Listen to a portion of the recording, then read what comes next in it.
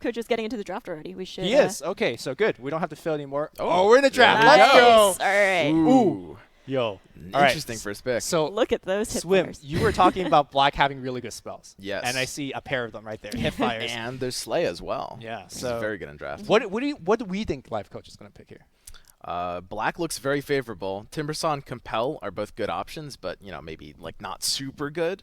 And it's a little too early to go for items, despite Reptile Signet Ring being a good card.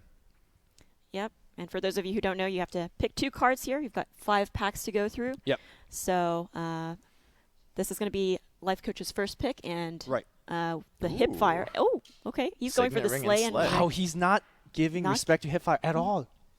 Interesting. Yeah, we're going to have to ask him about that. Yeah. Yeah, So- we'll have to see.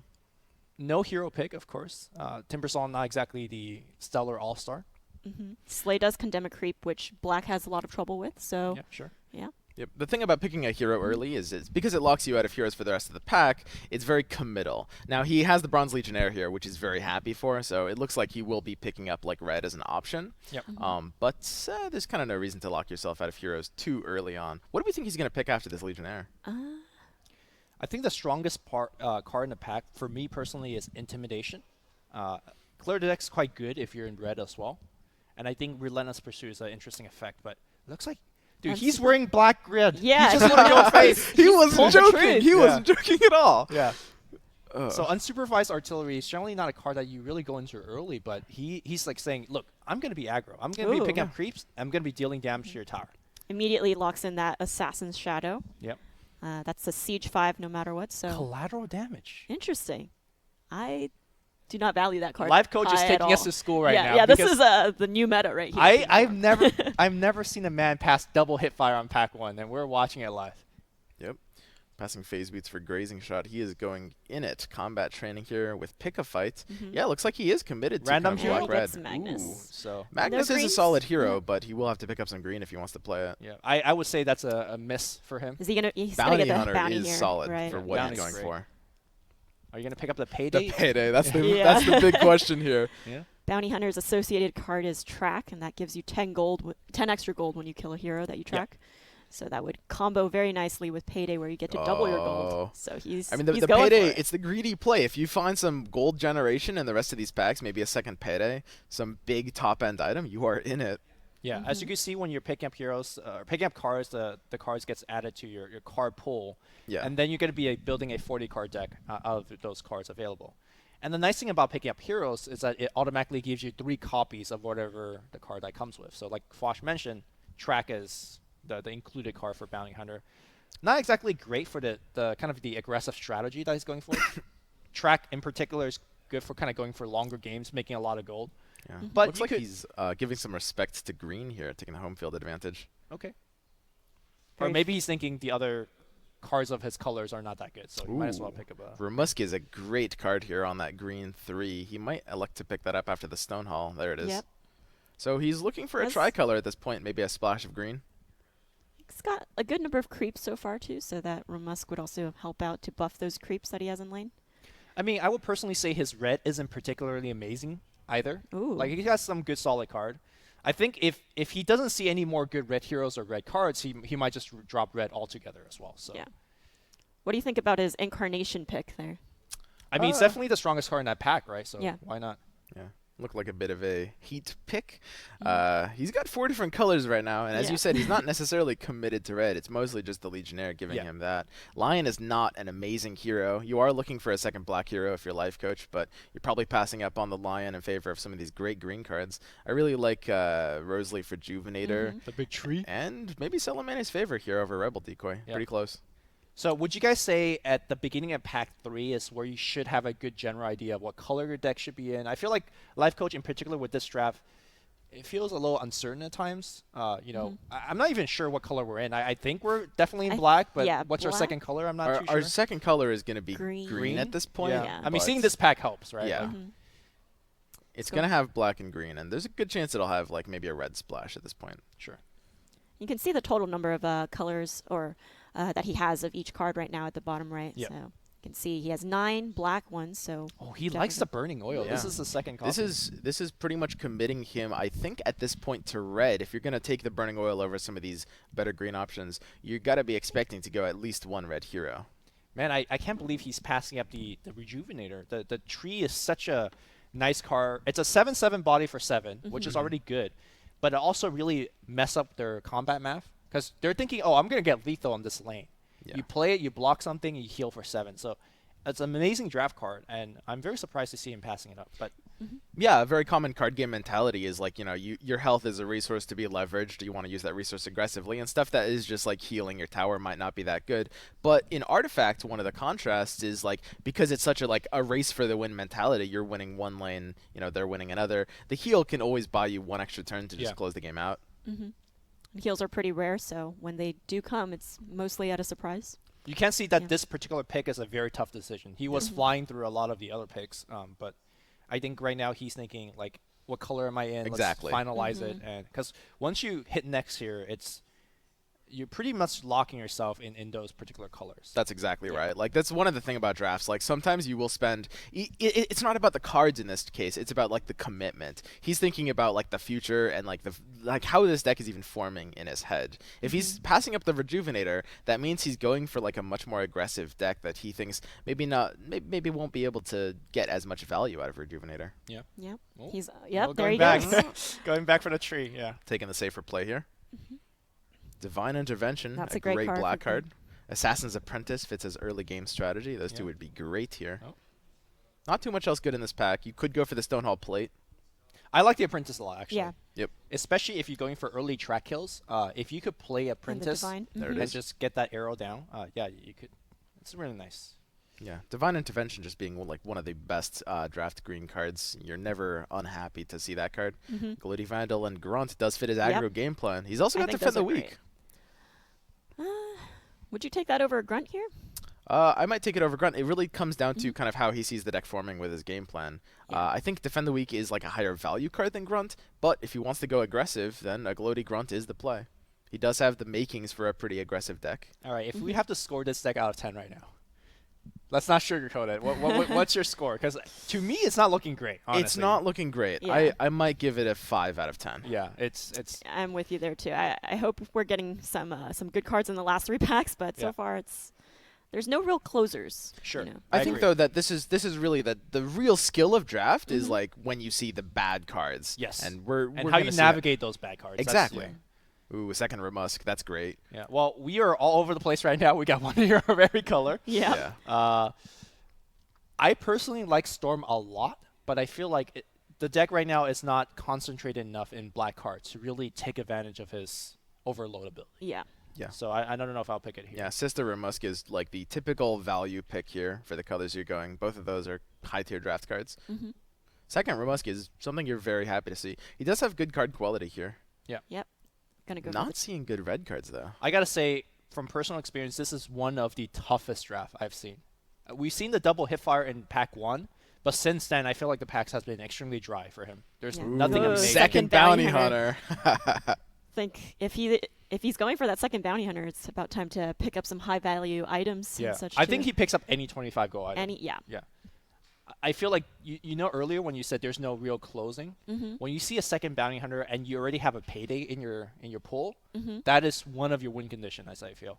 So Totally. Let's hope that he could pick up a Horn of the Alpha. APO Thesis Blade would be amazing as well. That's Yeah. right. Oh, Okay, why? Oh, that's a horn.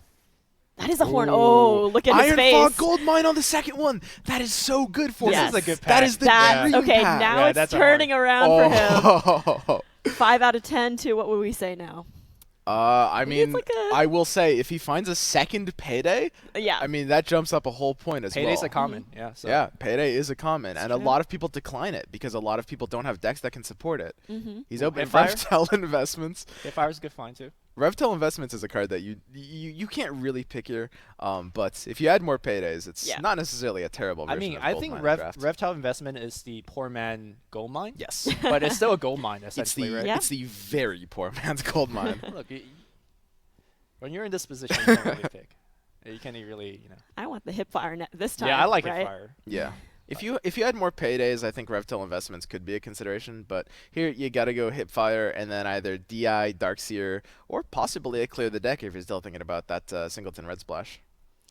Yeah, do you think he would use the Mazzy over the Keef?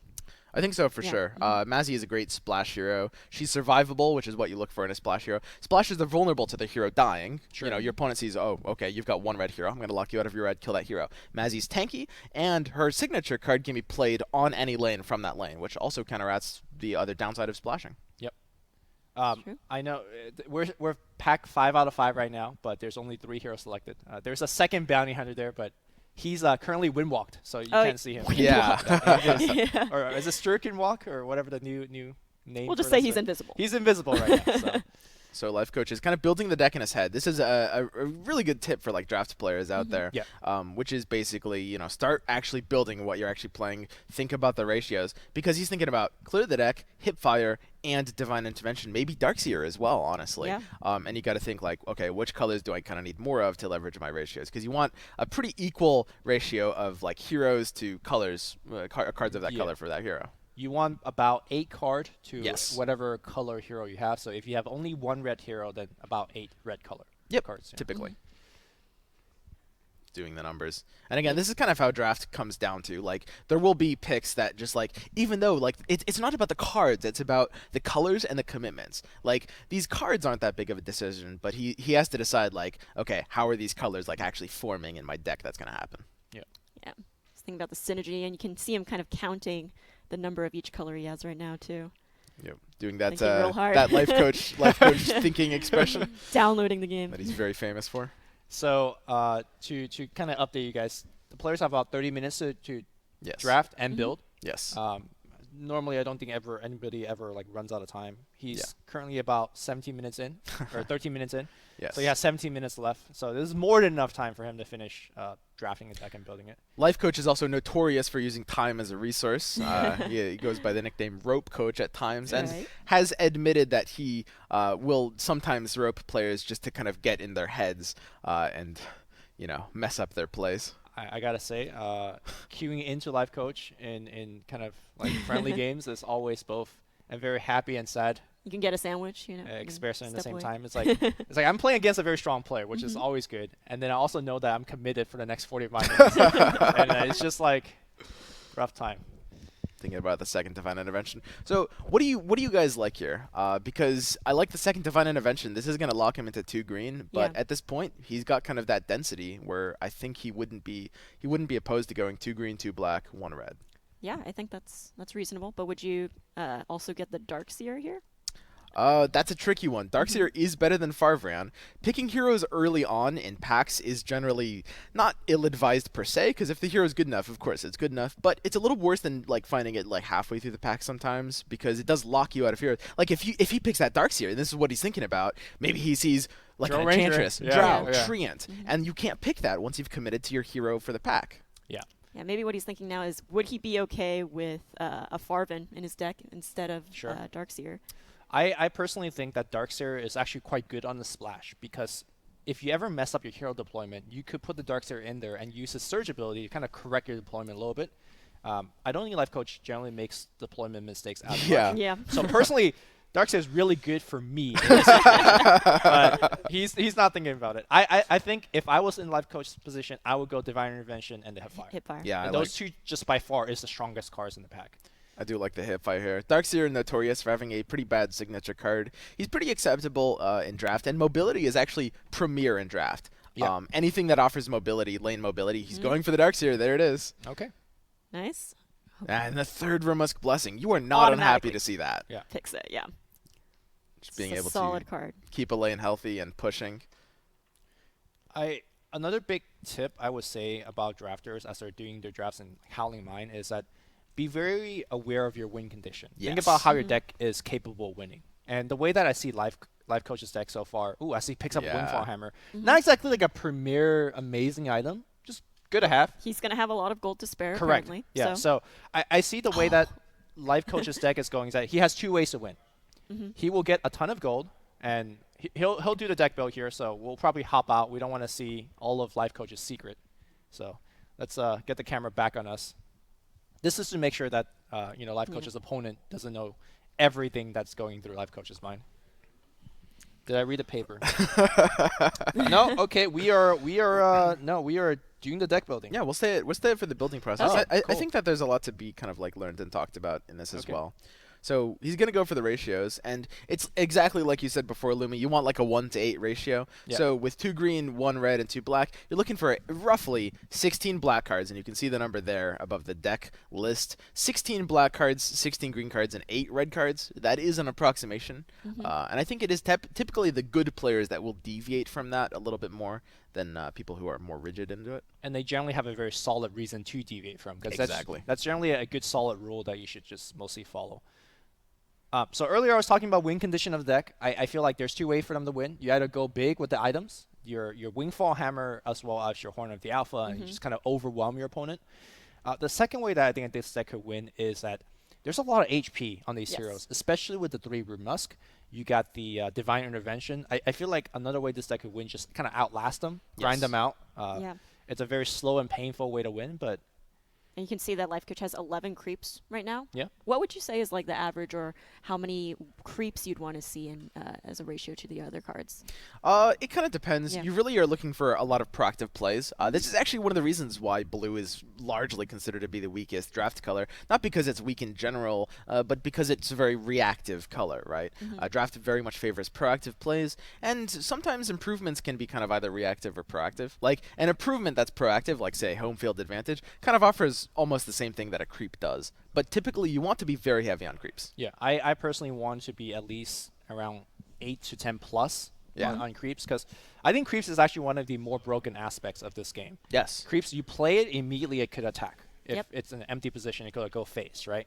And also creeps saves you when you're dying. You put it in front of a big hero. So you can jump with it. In Hearthstone terms, just because of the way that Artifacts plays out as a game, every unit kind of has taunt, because you can put it in front of something that's going to attack, and that will just attack your creep now. And taunt is cheat, as we learned. So yes. Okay, so we are 1 card away. I'm looking at only 6 red cards, right? Yep, that is correct. He's got the 40 card deck here, 19 black, 6 red. Didn't end up picking a lot of great red cards. You do have something like the Rebel on red that you could play, but it's not really a high quality card. Going over his decisions at the end. Yeah, he's looking at Mazzy. He might take him out. Nope. Keep the Bow coming back in. There's no way you pick Heath the Bow over Mazzy, right? In terms of the 1-2-1 trade, because I think Heath is just the weaker hero here. Yeah. Yeah, you pretty much can't. He has, his 2 bounties and Mazzy on the flop. One of the things we didn't explain yet is actually one of the principles of deck building in Artifact is you choose 3 heroes to deploy. You see Bounty Hunter, and Mazzy up at the top. Those are his flop heroes. He's got Magnus coming out on the turn, the round 2 deployment, and Darkseer is his river hero on the round 3 deployment. So you can see this reflects in his deck. He's got no green turn 1 plays, really. Rebel Decoy is a decent turn 1 play. Rumisk Blessing is 3 mana, and it's great, but it's not something you play turn 1. So his turn 1 plays are going to be like in the black and red, and that's why he's flopping those heroes. I think if you have 3 Rumisk, you could afford to play one of them early, especially if it allows your bounty hunter, for example, live sometimes and go for a trade. So absolutely. Yeah, it's really comes down to the situation. Yeah, it looks like he wants to have those hard hitters first, since he probably wants to close out games around, say, mana 8 or like a mid game, right? Yeah. Still pretty aggressive with 2 bounty hunters. I mean, I feel like one of the way that this deck wins is you just go crazy with your items, and double bounty, you just have such a high chance of actually just sniping a hero with track bonus on top. So it's not uncommon for him to end the first turn with like 18 gold or something like that. Yeah, Bounty Hunter is just a great flop hero. Like, sometimes you will just flop into an opponent's hero and just eat them alive with Janata. Yep, he has that passive, extra 4 attack. Sometimes. He sometimes has that passive. Sometimes has that passive. Not just straight up have it all the time. That would be that would be broken. Do we want to talk about flop a bit, because we keep throwing the word around? Anyone want to absolutely. define what flop is? When the game starts, you have your 3 heroes spawn randomly, 1 for each lane, accompanied by 3 creeps, which are also just kind of chosen randomly. And your opponent does the same. So basically, unlike every other card game, the game of Artifact starts different every time. And that's something that actually makes it the most interesting. And we're joined by Yoel. Hey, man, how's it going? Hello. Good. How are you guys? Were you watching that draft? Only a little bit. I'm just finished with my own draft. Okay. Built it. Yeah. Well, Yeah, I guess looking you good? can't talk about Lifecoach's draft, Yeah. but let's talk about Yeah, yours. Let's- Yeah. How'd it go, man? I think it went pretty well. I started with Dimensional Portal and some green card. Yeah, Loomis into it. And then I got a second pick, Ogre Magi, which Okay. I'm happy about. Oh yeah. Yeah, so I started going into blue, and I got a lot of green also. And then in the second pack, I first picked Zeus. Oh. So I'm like, oh, this is going this, you know. Yeah. And I continue drafting. Don't really get a good hero in pack 3. I get a last pick sniper though, so I'm like, oh my god, Wow. okay. Maybe I can splash something in Yeah. black, but it never really came in the black cards. And then in pack 4, I actually got another Zeus. So Yeah. Double Alright.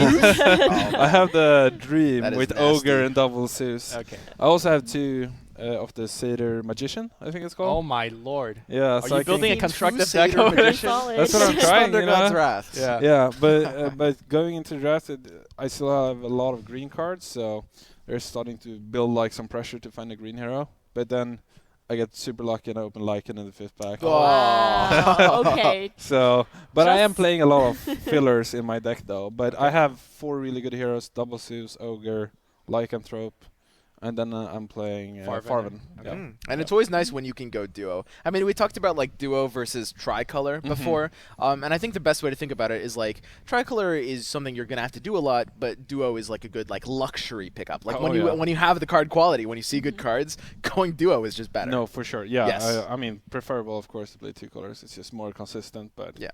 yeah, you shouldn't shy away from playing 3 colors, as you were saying. Yeah.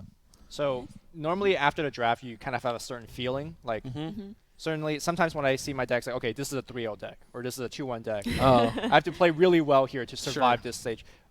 What's your personal look on I th- based on what you had? I think it's like a 2-1 to 3-0 deck. Okay. I think it's quite good. It's not absurd. It's not like double draw. It's not, you know, Yeah. it's not like Only 5 double insane Zeus. heroes. But yeah, I have a lot of really good heroes. I have a lot of good 4-drops, which is usually good in blue-green. Mhm. And but I'm playing some fillers for sure. My last cards are pretty bad. Okay. But I think it's pretty good. I You think didn't I have can 3-0. to fill with other colors though, right? Just I did not. Okay. No, I didn't really have an option either. Like I wasn't opposed playing. The thing was, so I got 3 blue heroes and I want to play all of them, and I only got 1 green hero. So I was already want to play Farven because I have a majority of green spells, Mhm. which means that if I want to splash something, I probably have to cut a blue hero, and they're all good. Yeah. So it kind of becomes awkward if I want to splash like Sniper and a couple of. I mean, Sniper is a great splash. Don't get me Yeah, wrong. yeah, Like it's one of the best heroes you can splash with, because I usually say that whenever you splash a color, you want to be able to be proactive with that card, or you want to have cards that affect the board globally or any Exactly. board. Sure. Yes. Because otherwise, if you can only interact with the current board, it's kind of hard to use those cards in that color, because you can only use those cards in the splashed colors.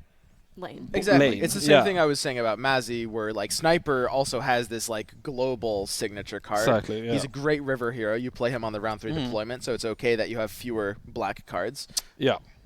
Yeah, no, exactly. But, well, I didn't get really black cards, and because of my configuration between the blue and green heroes and also the green and blue cards, there wasn't really an option to. So earlier we were talking about Splash. the ratio of colors to cards. So Mhm. with 3 blue heroes, you play around 24 blue cards.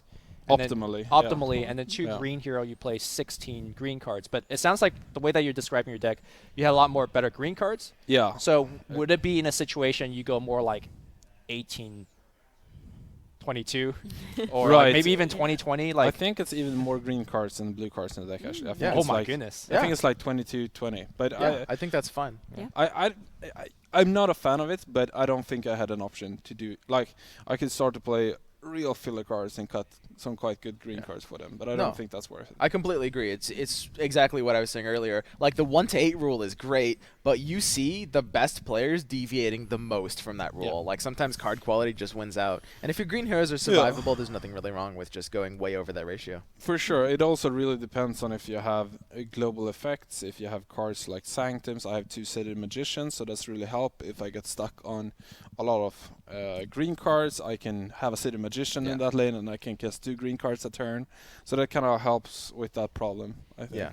I mean, the way your deck is built, it looks like the games are going to really come down to Thunder God's Wrath, a card that like pairs, a huge drop on turn 7. It pairs really well with Satyr Magician. And Ogre. And Ogre. So how many Thunder Gods are you going to cast, you think, in a game? Are we looking at ballpark of 8 or 9? Well, hopefully I'll play 3 to 4. That is usually enough, you know. Yeah. True. Yeah. You don't really need more than that.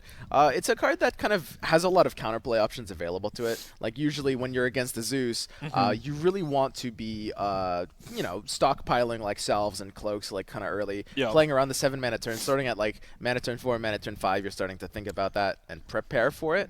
That's actually what I'm playing Corrosive Mist in my deck too. Ooh, I love that card. Yeah. Corrosive Mist, man. Destroys all items, including your own. So you can get all of those health items, like if you cast Thunder God's Wrath in first or second lane, or actually 2 in the first lane if you have Satyr Magician. Yeah. You can play Corrosive Mist in another lane with a green hero and just actually kill a hero that way. Yeah.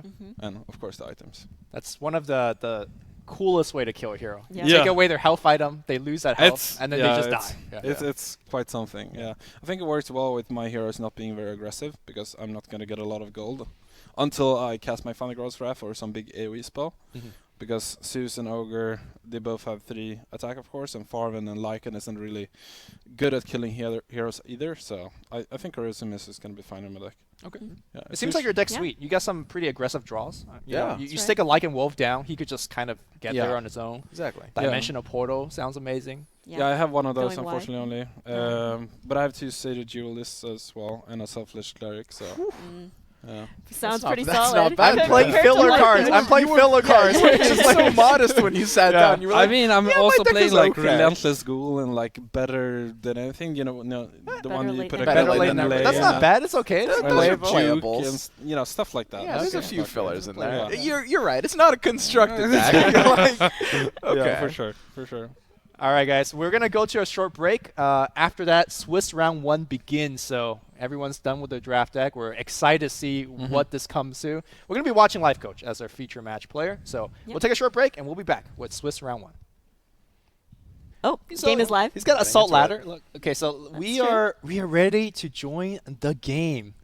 And we're live. So let's hop into the first round, Swiss 1 game.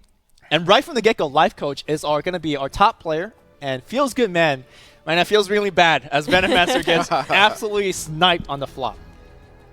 Yeah, and if we want to just go into some of Veno's passive ability, if you mouse over that there, Venomous Nature, that's going to summon a Plague Ward into Venomancer's lane each deployment phase. So since Veno is going to die, he's not going to be able to do that, but that Veno Plague Ward is going to be a 1/3 unit that does 2 piercing damage to any of its neighbors. Yeah, hopefully throughout the game, Veno will survive, and we'll just actually see the Plague Ward in action. So you can see that I pulled up the ability to look at both players' deck. So anytime that you guys want to look at any card, just let me know, and I'll hover over them and give you guys the ability to see them. Yeah, now that we're in our first game, I think it'd be good to zoom out too to show everyone the board. As you can see, 3 lanes. And these are the flop heroes that both our players have chosen.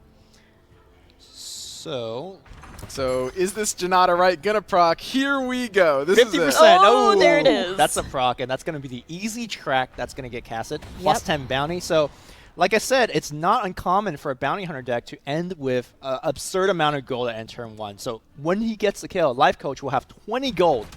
Look at that. That's gold a just lot of gold. Yep, that's almost enough already to buy that Horn of the Alpha. And this is the shopping phase now. We're currently seeing FeelsGoodMan's perspective of the shop. Yep. But Lifecoach is also seeing his own version of the shop, and he's looking for buying those early items that he put into his deck, and then hopefully getting that Horn of Alpha out early. Yeah, so at 20 gold, I think it's a very interesting decision whether you spend a majority of that money or you just spend very few of it and just save for that Horn. Save for the Horn. The Horn is the win condition of the deck. So we'll see what Lifecoach ends up doing. FeelsGoodMan is now in the hero deployment stage, and you can see Lifecoach is choosing to put his Magnus in the mid lane, and FeelsGoodMan wants to put that Prelix in the first lane. This is a very risky Prelix Very deployment. risky Prelix. 50-50 into Mazzy with no answer. There. There it is, right into rough. Mazzy. Not Well, lucky. I mean, you couldn't put it in the last lane either, right, for FeelsGoodMan, because that would have been a 100% bounty kill as well. So It's a tough situation here for FeelsGoodMan, and that's I think kind of what you were getting at, Swim, earlier. The heroes are just super weak. Yes. And if you fall behind like this, you're in trouble. Yeah, and I mean, Prelix and Venomancer are ridiculously strong if they don't get killed, but they provide no value if they just die over and over again, and that looks like it's gearing up to kind of be the pace of this game. Okay. Lifecoach already has 26 gold, which is enough for him to buy a Horn of the Alpha if he sees it in his shop the next turn. He has the other track here as well. Oh, this is looking really bad here. So it feels bad, man. Yeah, it feels bad, man. All right, here comes the track. Now, with the Aghanim Sanctum, which basically will refresh your 4 mana here, you could technically cast 2 spells. You could go Tyler Estate, which now shrinks one of Lifecoach's mana, and then now refreshes to cast a different spell. Let's see if there's any good gank targets. Not particularly, right? So maybe you could cast a Slay. This is not looking like a powerful turn for FeelsGoodMan. No. Although it would be great to go into that improvement a little bit too. Yeah. Where did that come from? That came from the first lane when there was Prelix there. Prelix, a blue hero, so you cast blue improvements, but you don't have to cast in the same lane they're in. You could kind of play it downstream as a keyword, as we call it. So he played it downstream, and now he will gank. So takes out the bounty in the last lane, but gank is a cross lane card. So Sorla's going to die anyways to the Magnus, so he figures he may as well take down a hero. Yeah, it's really noteworthy. When you kill a hero before it has the opportunity to react, either with initiative or from an earlier lane, you lock him out of the mana. Like, Lifecoach cannot spend this 4 mana because he has no heroes there. Yeah, well, he could spend his 43 gold. Let me tell you that. He's got money. And look at that. He's already buying things. Is he going to find the horn is the question. There he is. It's already there. It's there. It's there. And I wonder which lane he's going to actually throw it into. Ooh, I like this. You put the Darks in the first lane, which allows you to surge the Mazzy to wherever you need it to go. So. Yep, and Surge is Darkseer's active ability. If you see it on his card there, it's a 2-turn cooldown, so he's able to move that Mazzy to another lane, and then 2 turns later he can also move another unit. I think an interesting play here for Lifecoach is to equip that Horn of the Alpha onto Mazzy, activate it here, get a big beast, and then you surge it to a different lane. And then you could cast that Horn of the Alpha active again later on as well. So we'll see what he ends up doing. Our FeelsGoodMan does have Slay in hand. Okay. So once that Horn of the Alpha comes out, and let's talk about what Horn of the Alpha does, because I don't think we've even gone over that. Horn of the Alpha. So Horn of the Alpha, great card. 4 health to a equipped hero, but it has an active where every 2 turns you can summon a Thunderhide pack, which is a 14/14 beefy beast. Yeah, with Siege. With Siege. Yeah. Siege basically only procs when there is a unit directly in front of the card or creep. And it does building damage, regardless. Yeah, so it's either going to hit you for 14 or 6, which is either case is like pretty bad for you. So looks like we have a lot of item equipments kind of trading back and forth. And here comes that big horn. There it is. One of the sweetest animation, I have to say, when when it gets activated. We'll see if he activates it here. May as well. And I think it's exactly as you said, Lumi. I think that Surge is going to be pushing Mazzy to the right lane. If not now, then at least a little bit later, right? Yes. Yeah. And you can see since the Thunderhide pack was blocked, he does that 6 siege damage instead and takes out that Satyr. Yeah. Right here, I think we could see some of the issues of having a 3-color deck. You can see that there's a lot of mana available to FeelsGoodMan, right? Like, he has Sanctum available, but just not having the right color at the right lanes. And this is a downfall of the 3-color deck if you're just not having the right heroes at the right time. And specifically the Black Splash as well. You mentioned Slay as a great counter to Thunderhide, and it is, but you only have 1 black hero, so you have only 1 lane to cast it on, which means that the Sorla will pretty much have to deploy left to counter the first Thunderhide, but Darkseer will just be able to move and play it on a different lane where it can't be answered. A good kind of saving grace here right now for FeelsGoodMan is that he's got an uncontested final lane with the Venomancer here. So we are going to see them Bananamancer wards. Bananas will start coming each turn as long as Veno's alive. Yeah. They're not actually called bananas, but we like to colloquially refer them to as bananas. We see the Skywrath active being floated there, deciding to save it for a later turn. Pretty interesting decision. Yeah.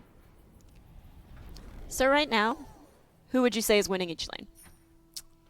Right now, Lifecoach is winning all 3 lanes. I think he's winning all 3 lanes.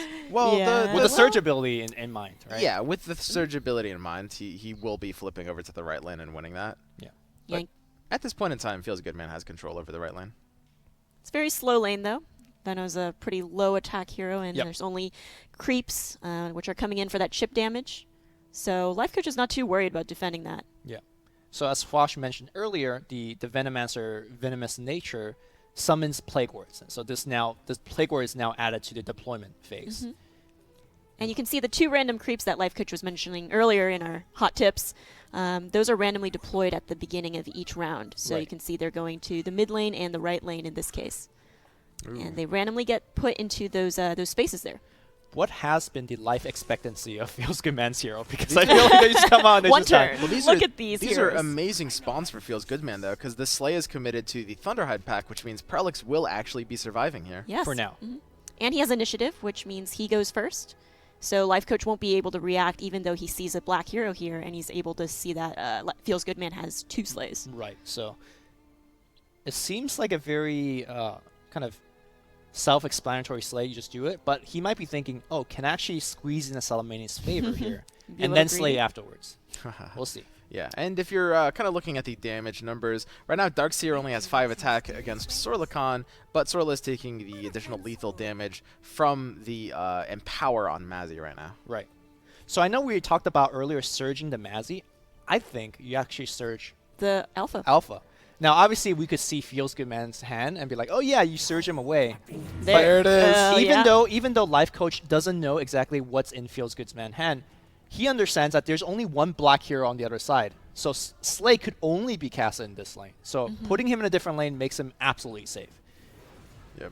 And of course, this Sorla is going to be disappearing from the board again, locking FeelsGoodMan out of Slay for 2 more turns. Oh, the tracks are coming down. Yep. I think Lifecoach is actually out of item on his item deck. He's going to be looking in the secret shop now. Yeah.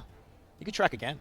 That's true. I won't be leaving the field anytime soon. Man, Lifecoach just has a completely dominating presence in this game. I mean, that's kind of what I said earlier about this deck, right? Either wins on turn 5, or it's going to win on like turn 10. Yeah. And this is the turn 5 draw. So, all right, double track. That's about 30 more gold coming in Lifecoach's way. Yeah, and he's not going to have anything to do with it either. He'll have to see something expensive in the secret shop. Yeah, maybe he'll find another Horn of the Alpha. Who knows? We do have Prelix staying alive at least for now. She does have that ability to summon a melee creep into her lane at each deployment phase. So earlier when we saw those 2 creeps going to the mid and right, she's also going to bring an extra creep to the pool. Yeah, the really cool thing I like about FeelsGoodMan's deck is that if you get that early snowball going, you could really run away with the game. Because your Venomancer summon these Plague Wards, your Prelix summons more melee creep, and you just kind of overwhelm your opponent. But the way that the flop has occurred, a lot of these blue heroes just straight up died. So that's really unfortunate. So that was an interesting card FeelsGoodMan played there. Let's go over what Lock is. Yeah, so the last card play was Lost in Time, and you randomly lock 3 cards in your opponent's hand with +3 lock. So lock now means this card that's locked, as gray art symbolized, you can't actually play this card for 3 more turns. Yeah. So you could kind of think about, oh, we discarded 3 cards from their hand, but obviously eventually, if the game goes long enough, Lifecoach will have access to these cards again.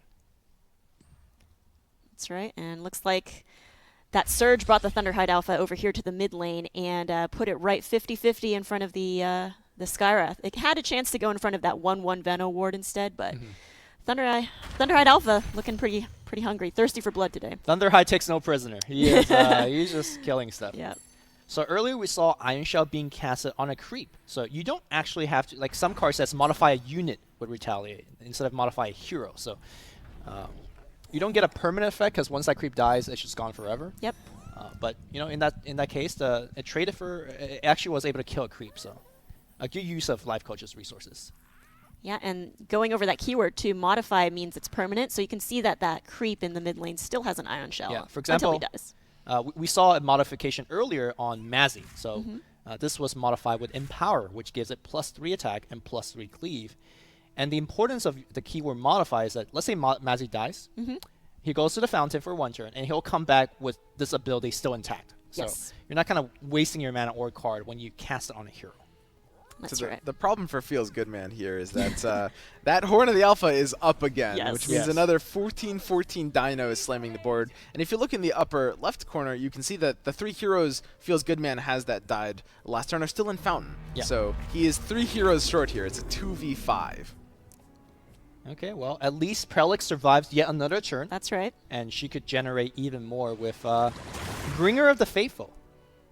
Yeah, FeelsGoodMan is putting a lot of creeps in this lane, and on top of that, with Prelix bringing an extra one here, he's hoping that he can at least chip in some damage. But that Thunderhide Alpha is going to be doing 6 siege each turn, even though it's blocked. Yeah. This game looks pretty bad for FeelsGoodMan, but honestly not nearly as bad as... Okay, well, now with your blue hero dying, then it's a different story. Yep. Because I was going to say, yes, FeelsGoodMan is losing this mid tower for sure, but he's also doing okay in the final lane. So there is a scenario where FeelsGoodMan maybe could contest the first lane and eventually eke out a win, but now with Prelix dying, it's looking really rough. Yeah, and FeelsGoodMan's hand right now is just not looking great for... in terms of the creeps or like the answers he has to other units. So right now, you see that Lifecoach has all his heroes alive, so he has nothing coming out for the next deployment. But in the Fountain, FeelsGoodMan has 3 heroes coming back with those little check marks. That means he'll be able to choose which lanes those 3 heroes will go into. Yep, it looks like Lifecoach will take a hero back. I also want to briefly talk about some of the arrows that we've been seeing. Now, units always attack straight and will hit the building, but you can see that this Thunderhide is now had an arrow angling to the right. As you're casting creeps and as the turn begins, these arrows get deployed into the lane and kind of directs where your units attack. So there's that a little bit of RNG element in the game, and I think after this deployment phase, we'll see what I mean with the arrows a bit more. So you'll see here, Plague Ward going into the last lane because of Veno, and then the 2 random melee creeps. Yep. FeelsGoodMan is choosing to defend that first lane with all he's got. So he puts all 3 heroes in that first lane. And Lifecoach also, since he TP'd his Magnus that previous turn, he gets to deploy it right away. Yep. So he brought it over from the mid lane and is now immediately able to put it in the first lane too to be another contender.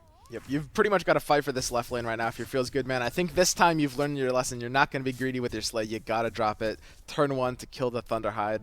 Stop it from killing your Sorla and dealing siege damage to your tower. Yep. A pretty great draw here. Tower Barrage is going to be able to take down this tree, which deals 2 damage to each enemy. Also takes down this creep, and allows him to start, having some resemblance of offense. Because I think right now FeelsGoodMan is just looking to survive. Yep. But he needs to think about how he could win the game as well. Currently his tower is taking 17 damage from everything on the board. Yeah. And by the way, there's no limit to the number of units you can have on either side of the board. Currently it's just right, but if there are more units, you can go left or right on that lane. But yeah, FeelsGoodMan is thinking about what to do, and he's going to pass. Whoa. He passed. Not sure about that. Did he run out of time, perhaps? Oh, that could be it. He's just going to concede. Yeah. Well, I think quick game. FeelsGoodMan could have fought the good fight and survived maybe a turn or 2 more, but it really wasn't looking good in the long term. I also didn't see what he had in his deck. All right, Lifecoach just feeling confident. Taking his win in stride. Yeah. Easy peasy. But yeah, we'll be having our second game shortly. Okay. So at this point, we should be able to jump into the second game in just a minute here because it's best out of 3. And I mean, it's really going to come down to, again, like the same exact iteration. Like, Lifecoach needs to be able to find that Horn of the Alpha. So if FeelsGoodMan can kind of deny these early kills, especially on his blue heroes, which he also needs to keep alive, he's going to be in a good position. I would say like the one weakness with FeelsGoodMan's deck, he's got these blue heroes need to stay alive, but he doesn't have anything that keeps them alive. You don't have like Cunning Plans or Compels or anything that disarms, battlefield control, stuff like that. That's right. And it just really hurts his game plan here. You don't even have a way to really get money in order to buy those items that maybe can keep them alive for an extra turn. We're in game 2. Game 2. Let's and go into it. Guess what? The same situation happened. You just came in and Venomancer. Oh my God. Oh, that was the entire of round 1. And looks like two of FeelsGoodMan's heroes did. And there's 31 gold. 31 gold already from turn 1. You know, The Lifecoach I didn't find assume the there's horn. He some did not traps. find the horn. He did not find the horn. Okay. Yeah, these 2 creeps, both going into the mid lane. Again, it's like randomly deployed. I was going to say he needs to get a little lucky. And, well, evidently, the luck was not here as all of his heroes just died. Yeah, and Lifecoach currently has his turn deploy, which is Magnus, and Yes. he's thinking about where he wants to put that. So let's talk about a little about hero deployment. Yes. Right. So as you're looking at your lanes, you kind of want to have the optionality to be able to play cards in every lane, ideally, right? So here, you can also see the arrows. I wanted to get into those quickly as well. So you can see those arrows that are getting deployed. Those randomly go into the spaces as well, and it's a 25% chance for either directional arrow, left or right. Left or right is 25, and then going straight is 50%. 50, yeah. So you can see, unfortunately for Enchantress, or maybe fortunately, she's going to be soaking up some of Mazzy's damage.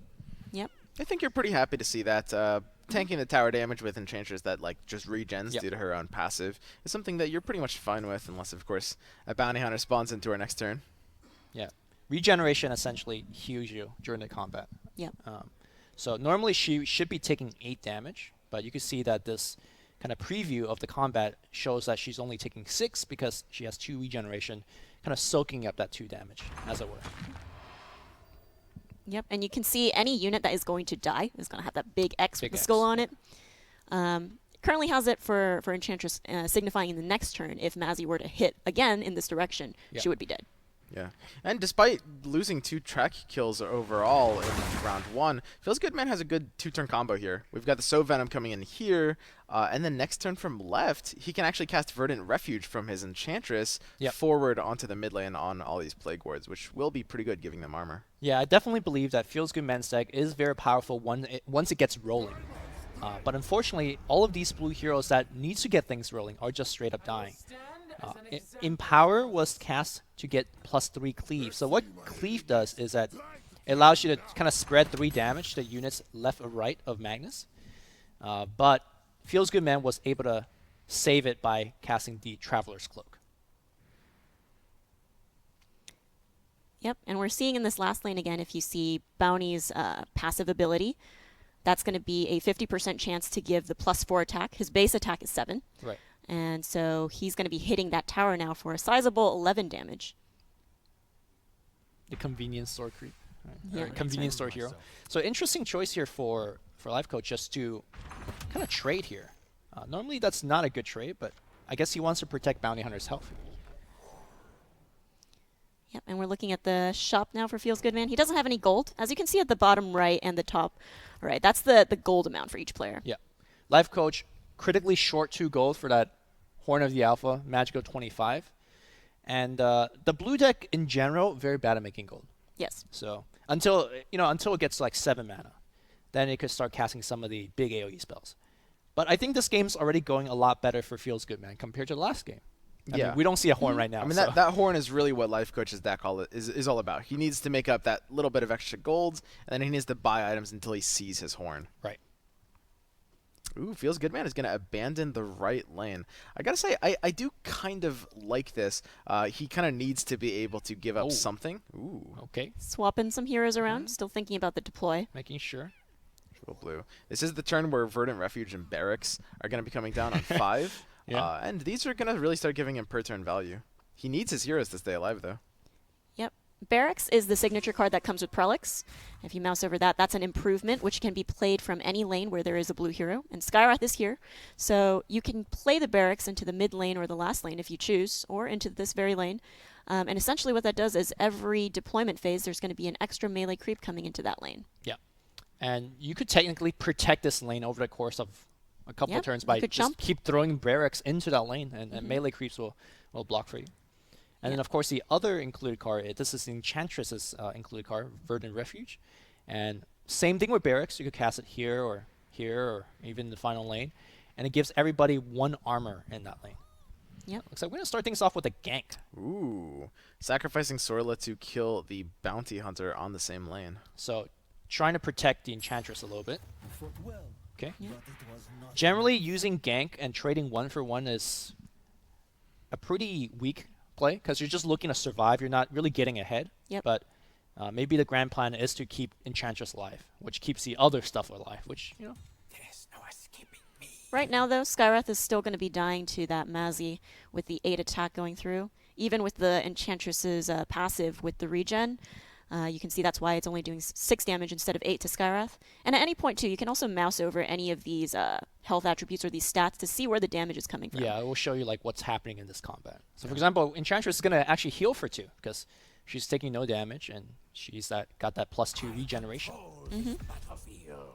Home field advantage is going to be put down for Lifecoach, and if you can see, that's before the action phase, disarm a random enemy this round. So currently there's only Enchantress here, so reliably she would be disarmed. Yes. But if creeps do come into that lane, they could be disarmed as well. Yep. Also, we saw that before the action phase, these little bananas will deal 2 damage randomly in one of the 3 spots in front of it. But of course, there was only a single spot that was occupied, so it shot this guy for 2. Yep. And that's a common term used in Artifact as well for neighbors. Yep. Neighbors are simply the cards that are 3 directly in front of your card, essentially. Yep. So, for example, these 2 units are Magnus's enemy neighbors. Yep. This one too, if it was something there. Okay, so it looks like it's a pretty easy lane here for Lifecoach. He's going to commit the Uglati Vandal, which has a play effect, which basically means as you play it, it deals an effect. So this guy shoots for 4 as soon as he comes down. Yeah, and that lane is looking pretty lost for FeelsGoodMan. Found the horn. Found the horn. Big Yep. horn. We're going to see the 14-14. Also, what we're going to see is one of the best animation in the game before the action phase. So we'll drive full attention to that one. For the home field advantage. Home field advantage. And again, these arrows are coming out, so they randomly get placed into any of those slots. Yep. You can see that if there is no target for the arrow, it just defaults to straight. But in this case, you can see that Enchantress and Mazzy are having a battle in the first lane. So here's home field disarming a randomly chosen unit, and it's it Enchantress. disarms Enchantress. And it just takes your sword and just runs away with it. Yep. And now she's disarmed.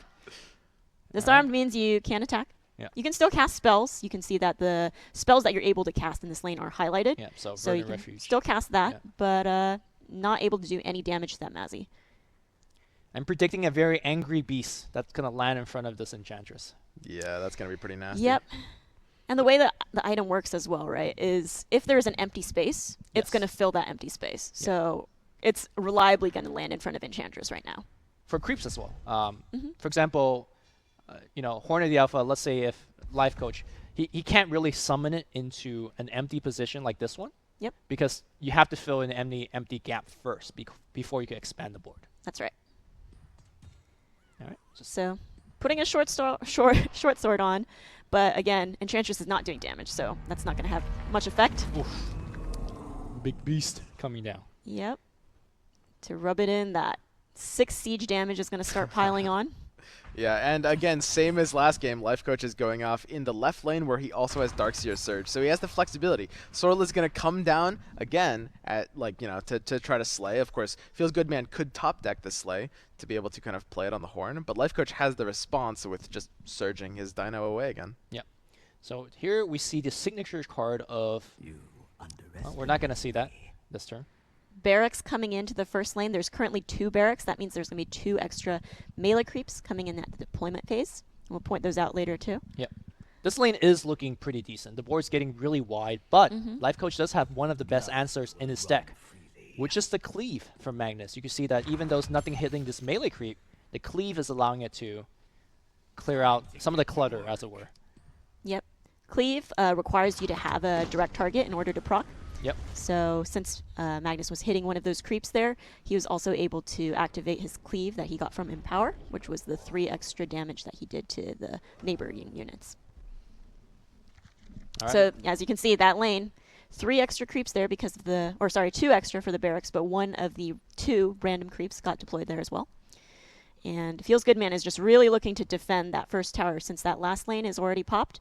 Now Lifecoach only needs to take 1 more tower of these 2 in order to win. Yeah, Barracks is actually a pretty powerful card if the game goes long enough, because you're essentially generating infinite value eventually, right? These guys giving you free creeps, but Yeah. I don't think the game's gonna go that long. Ooh, and there is the Slay top deck. Okay. Yeah. So we have the same exact situation happening because we have initiative here on Lifecoach's end. He can play outside of Slay by surging the dino away just like he did last game. Yeah, surging it to the mid lane seems like a very reasonable choice, but maybe he's thinking about casting some of the other cards that are perhaps more important. We'll see. Yep, and that home field advantage happened to take out that, or disarm that 1 creep that was hitting the tower. Yeah, home field advantage very bad against when you have a really wide army, because creeps essentially will take that disarm more often than the hero taking the disarm. That's right. And still that 6 damage is coming through from the Thunderhide Alpha right now. So Lifecoach opting to draw a card first. And as you guys are kind of watching, each player alternate in between action. So now Lifecoach casts the Potion of Knowledge, where it lets him draw a card. And now the ability to slay is going to come right down. And all of a sudden the blocker blocking Sorla Khan is gone, and she is going to be able to hit the tower. Her passive ability is Warmonger, which when she's hitting the tower, she does 4 more. So by herself, she's hitting for 12, which is pretty impressive. Yep, you always want to ideally get Sorla in front of a tower. Yep. That's where she shines. And her signature ability as well that comes with her is Assault Ladders. So we see that allies deal 2 extra damage when attacking a tower. And so Lifecoach is just going to go ahead and deny that, puts a creep in front of it. And this is what we were saying about chumping, right? Yeah. So now we have Sorla doing no damage and just killing a measly creep. Well, FeelsGoodMan says, look, you could block, but I'm going to make more dudes. And so more dudes coming down. The other option that he could have went for, or he or she could have went for, is Tower Barrage, which would have removed this creep and still continue hitting for more. But expanding your board is always a pretty decent choice. Yep, and unfortunately, FeelsGoodMan has no more mana. You can see that on this turn, he started with 7 mana, but he's already used it all. So unfortunately, not able to take out any more creeps to free up Sorla to hit the tower. Assassin's Apprentice using its active ability, which allows it to curve its combat arrow into whatever it wants, targeting the Prelix, which will, of course, stop Prelix's passive from spawning a melee creep next turn. Yeah, and we're going to see that in action one more time here. A Sister of Veil also will change her arrow. Now, creeps normally cannot do this on their own, but these 2 creeps have the ability to, active ability to change the arrows here. Like true assassins. True assassins indeed, and, well, look at these 2 blue heroes. Going back to a very familiar territory, the Fountain.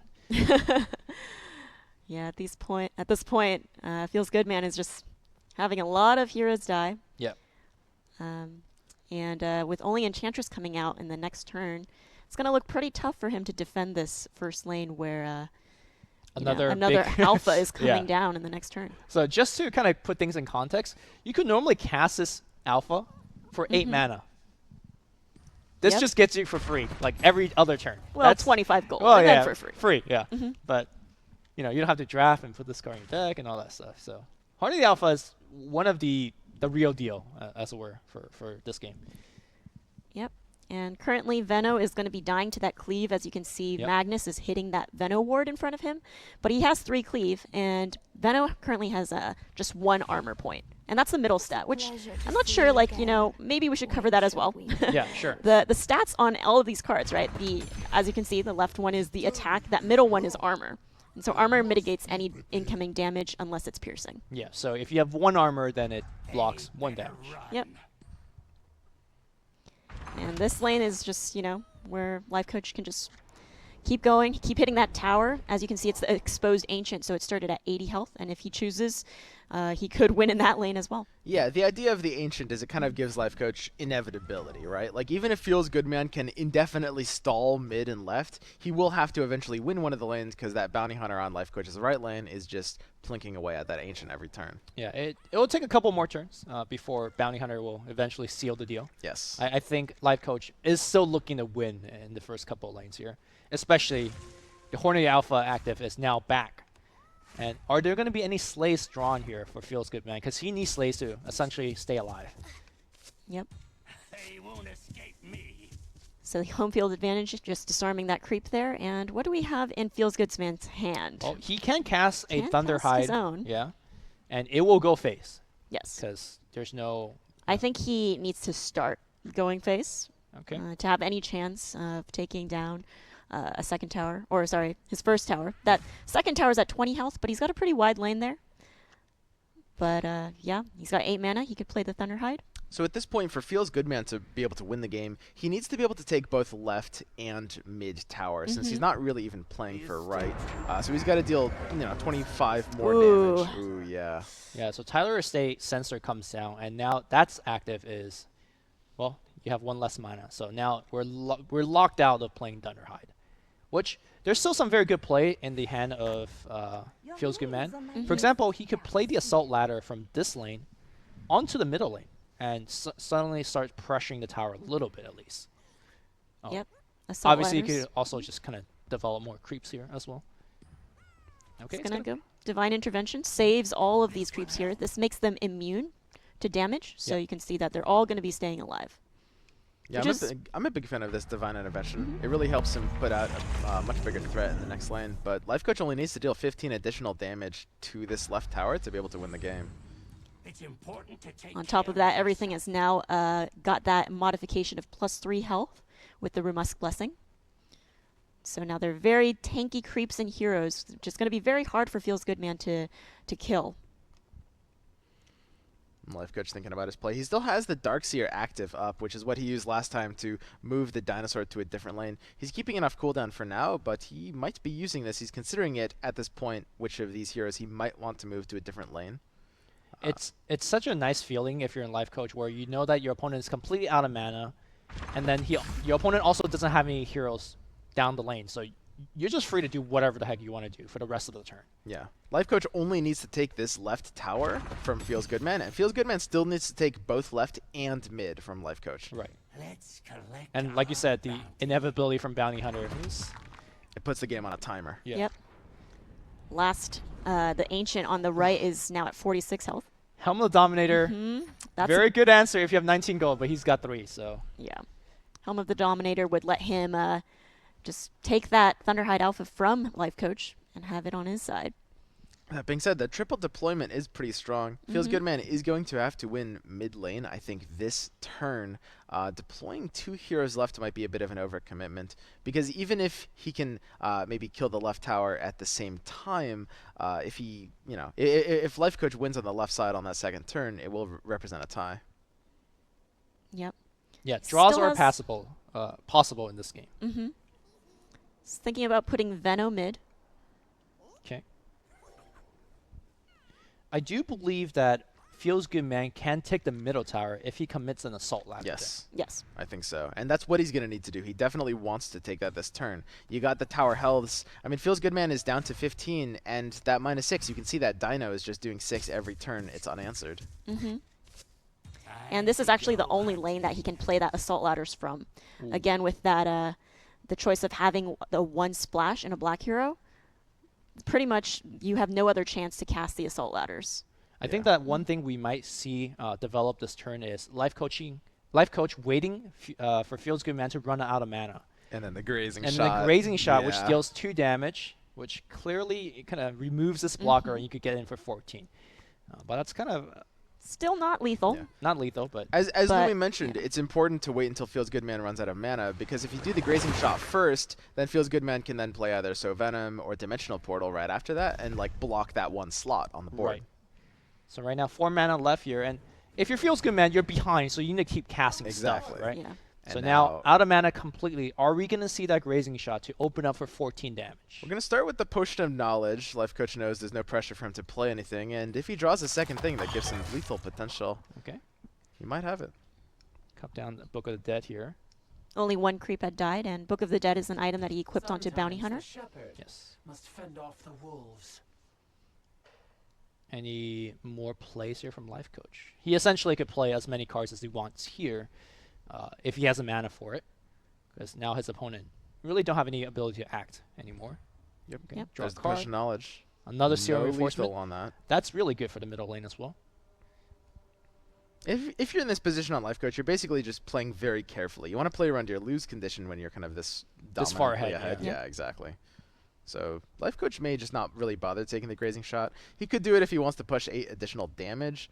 But he might go for the Divine Intervention. Yeah, I instead. like that a lot more as well. Kind of just protect your board. There's a lot of things on his side that's dying. Like, for example, Darkseer's dying, this creep is dying, these 2 things are dying. And Divine Intervention will protect all of that. But no, he's going to go for the much more aggressive play. 14 to the face, leaving FeelsGoodMan at 1. Immediately. Putting steel and reinforcements here, because he does know that FeelsGoodMan has to win 2 lanes, right? Yes, And yes. that mid lane is probably potentially strongest right now, and FeelsGoodMan is going to go ahead and concede. Yeah, he sees where he's at in that game, Yeah. just like last one. So turns out the deck is really good when you get Horn out on turn Yeah. 5 Yeah. every game.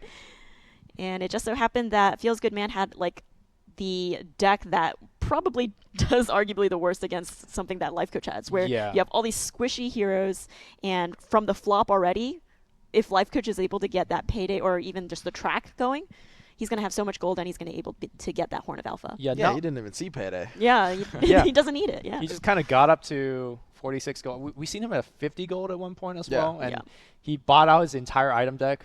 I think both games. Yep. That's I mean, that's also what Bounty Hunter does for you, but also it's the way that he constructed his deck, right? You mentioned that it was Horn of the Alpha, and then nothing but like really Cheaper cheap items. So he was able to reliably to churn through that deck and find that Horn of the Alpha every time. And basically just try to like close the game out.